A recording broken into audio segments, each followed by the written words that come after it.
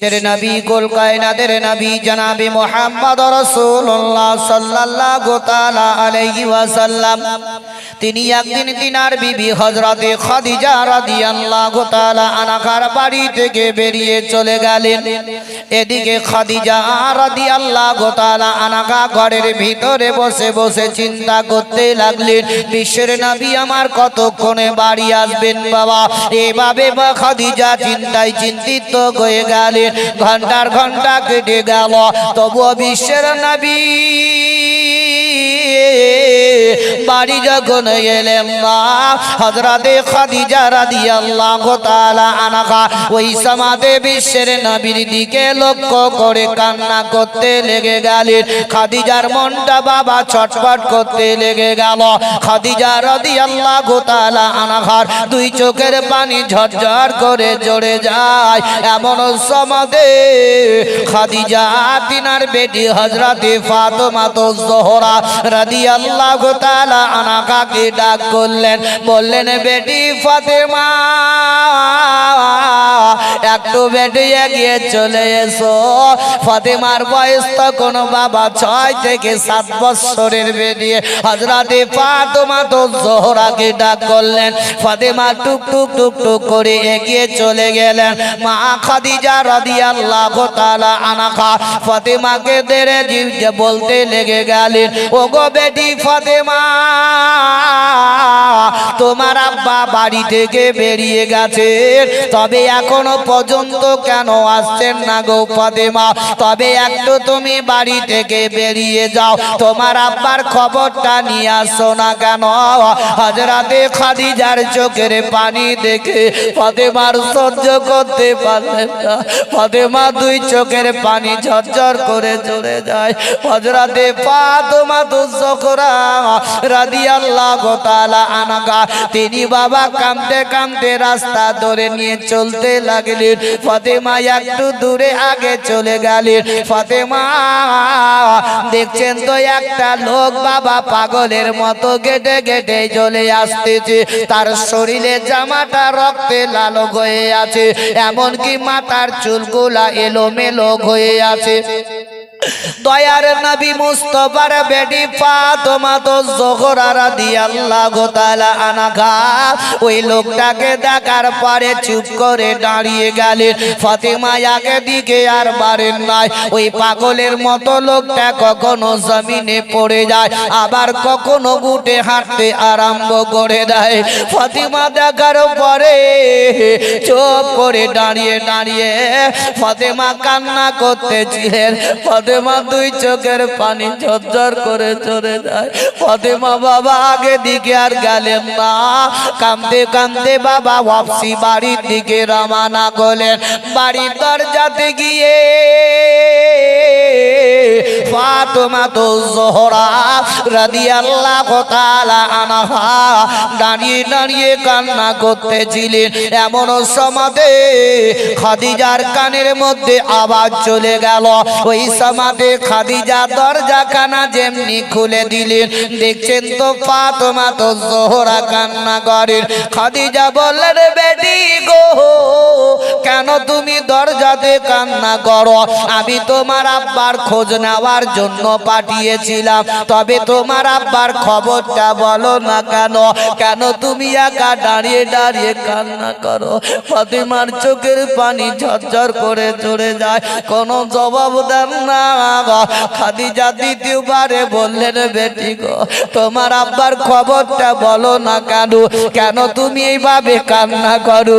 ফাতেমা যোহরা বললেন, ওগো আমার আম্মা জান, ওগো আমার গর্ভধারিণী মা, আমি যখন রাস্তা ধরে চলে যাই গো মা, আমি একটা পাগল লোক দেখতে পেয়ে মা, তারে আমি ভয় পেয়ে ওয়াপসি চলে এসেছি।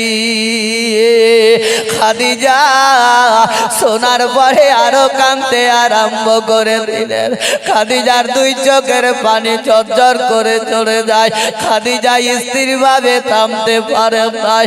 ফাতেমা যোহরা রাদিয়াল্লাহু তাআলা আনহা টাকাকে খাদিজা সিনার মধ্যে লাগিয়ে দিয়ে বললেন, ও বেটি ফাতেমা গো, আমার ঘরে আর মন টিকে না, তোমার আব্বা কোথায় গেলেন, এখনো কেন আসেন নাই? তবে বেটি গো, দ্বিতীয়বারে তুমি আবার চলে যাও, চলে যাও, তোমার আব্বার খবরটা নিয়ে আসো না কেন? ফাতেমা জোহরা রাদিয়াল্লাহু তাআলা আনহা কান্দে কান্দে বাবা দ্বিতীয়বারে রাস্তা ধরে যখন চলতে আরম্ভ করে দিলেন, ফাতেমা বাবা একটু দূরে যাওয়ার পরে ওই পাগলের মতো লোকটাকে দেখে আবার চুপ করে দাঁড়িয়ে গেলেন আর জমিনের মধ্যে পড়ে আছেন। ফাতেমা জোহরা বাবা ওয়াপসি যেমনি মুখটাকে ফিরিয়ে বাড়ির দিকে চলে যাবে, এমন সমাজে ওই ব্যক্তি বাবা পিছন থেকে ডাক দিয়ে বলেন, ও ফাতেমা, তুমি ভয় পাবে না, পাবে না, আমি কোনো পাগল নই গো, আমি হচ্ছি তোমার আব্বা, আমি বিশ্বের নবী আছি। একটু জোরে বলো। আল্লাহর নবীজি আমার, দয়ার নবী মুস্তাফা আমার, ফাতেমা জোহরা রাদিয়াল্লাহু তাআলা আনহাকে পিছন দিয়ে ডাক দিয়ে বললেন, ফাতেমা, আমি কোনো পাগল নয়, পাগল নয়, আমি হচ্ছি তোমার আব্বা, আমি নবী মুস্তাফা। দয়ার নবীজি যেমনি বাবা ডাক দিয়ে দিলেন, ফাতেমা জোহরা রাদিয়াল্লাহু তাআলা আনহা দৌড়ে দৌড়ে দৌড়ে দৌড়ে বিশ্বের নবীর কাছে চলে গেলেন। দয়ার নবী মুস্তাফার দিকে তাকিয়ে ফাতেমা আমার অঝর নয়নে কেঁদে চলে যায়। ফাতেমা দুই চোখের পানি ঝরঝর করে চলে যায়। ফাতেমা জোহরা আমার স্ত্রীর ভাবে থামতে পারেন নাই। দয়ার নবীর মুখের দিকে ফাতেমা তাকিয়ে তাকিয়ে বলেন, ইয়া রাসূলুল্লাহ, ইয়া হাবিবাল্লাহ, নবী গো, আপনার এই অবস্থাটা কেন, একবার বলুন না কেন? বিশ্বের নবীর বেটি ফাতেমা কখনো আব্বা আব্বা বলে ডাকতেন, নচেত বলতেন ইয়া রাসূলুল্লাহ, ইয়া হাবিবাল্লাহ।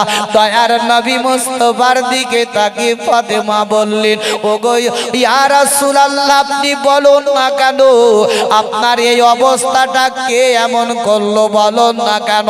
দয়ার নবীজি ফাতেমা জোহরা রাদিয়াল্লাহু তাআলা আনহাকে ধরে নিয়ে বললেন, ওগো বেটি ফাতেমা, একবার চোখের পানি বন্ধ করো, আমি সব কিছু বরদাস্ত করতে পারি রে মা, তবে তোমার চোখের পানি বরদাস্ত করতে পারি না। বেটি একটু কান্নাটা বন্ধ করো না কেন? দয়ার নবী মুস্তাফার মুখের দিকে তাকিয়ে বললেন, ইয়া রাসূলুল্লাহ, তবে আপনার কে এমন অবস্থা করলো, একবার বলুন না কেন? দয়ার নবীজি চোখ দুটো বন্ধ করলেন, নবীর দুই চোখের কোনা দিয়ে পানি পড়ে গেল। এদিকে খাদিজা রাদিয়াল্লাহু তাআলা আনহা ওয়াজর নয়নে ঘরে বসে বসে বসে কান্না করেন, বিশ্বের নবীর দিকে লক্ষ্য করে কান্না করে। এ আমার মা জননীরা আমার, ও আমার দরদি মায়েরা আমার, আজ এমন কোন মা আমার আছেন, স্বামী আমার বাড়ি থেকে বেরিয়ে গেছে, স্বামী ঘন্টার ঘন্টা বাড়িতে এলো না, তবু স্বামীর দিকে আমরা লক্ষ্য করলাম না, বাচ্চাদেরকে পাঠিয়ে দিলাম নাকি, বেটা দেখো রে তোমার আব্বা কত দূরে আছে এটা বলি নাই। তবে ভাইরা আমার, ভাই মা বোনেরা আমার, যদি স্বামী ঘন্টার ঘন্টা কেটে গেল, এলো না, স্বামীর দিকে লক্ষ্য করলো না, মনে করলো স্বামী গেছে, স্বামী আসবে, তবে যদি কোনো একটি মেয়ের হাত থেকে হাতের মোবাইলটা যদি 5টা মিনিটের জন্য হারিয়ে যায়, দেখবেন বাড়িতে সাহাবিয়া লাগিয়ে দেয়। লাগাবে না? স্বামী গেল ঘন্টার ঘন্টা কোনো ব্যাপার নাই, আর মোবাইল যদি একটু হারাইতো, বাপরে, বাড়িতে বিশাল ব্যাপার লাগিয়ে দিল। তাহলে জানতে হবে ভাইরা আমার, বাপজিরা, মা বোনেরা আমার, মায়েদের কাছে স্বামী থেকে বড় হলো মোবাইল, আর মোবাইল নিয়ে এরা বেশি বেশি নড়াচড়া করে। আমি জোড়হাত করে মা বোনদেরকে বলে যাই, একটু একটু পরিবর্তন হয়ে যান। জালসা মিলাদে গিয়ে জীবনী কাহিনী শোনার পর যদি আপনি পরিবর্তন হতে পারেন, তবে আল্লাহ আপনার ইহকালে পরকালেও লাভবান করে দিবে। ও ফাতেমা তো জোহরা রাদিয়াল্লাহু তাআলা আনহাকে বললেন, বেটি ফাতেমা, তারা আমাকে চিনতে না পারার কারণে আমার প্রতি তারা অত্যাচার করেছে। তবে বেটি গো, এমন একটি জামান আসবে, এমন একটি সময় আসবে রে বেটি, সেই জামানার লোকেরা গাছপালা তরুলতা, নদ নদী, গাছপালা তরুলতা, নদ নদী, কীট পতঙ্গ, সারা বিশ্বের মানুষ পড়বে জোরে জোরে পড়ুন লা ইলাহা, জিকির করুন লা ইলাহা,